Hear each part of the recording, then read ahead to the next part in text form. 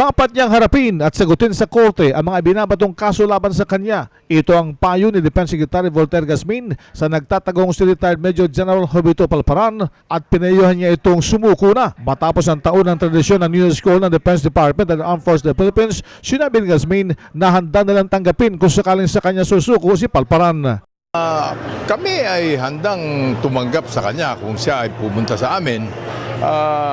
Kinakailangan ay mas maganda kung siya ay mag-surrender upang sa ganun ay maipaliwanag niya kung ano ang partisipasyon niya at hindi niya partisipasyon sa mga kasong tinatapon sa kanya. Sinabi pa ni Gasmin na walang manhunt team ang AFP laban kay Palparan dahil ang nagsasagawa ng paghahanap ay ang PNP at ang NBI. Wala nga kaming pinadalang o ginagawang manhunt against Palparan. No? But ang ginawa namin noon was for a watch out bulletin sa mga airports nung siya ay nagtangkang tumakas. After that, wala na kaming manhunt teams.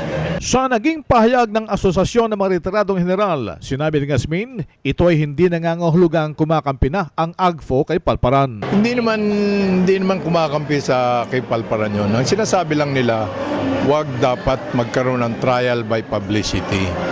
No? So, tama naman yung kanilang statement na yun. No? Ngayon, para hindi lumala itong problema, mas magaling kung si General Palparan ay lumabas upang harapin itong mga kasong tinatapon sa kanya. Ang pahayag ni Defense Secretary Voltaire Gasmin, iyan ang RH News si Campo Aguinaldo, RH 911, Bing Formento, naglilingkod sa pagbabalita.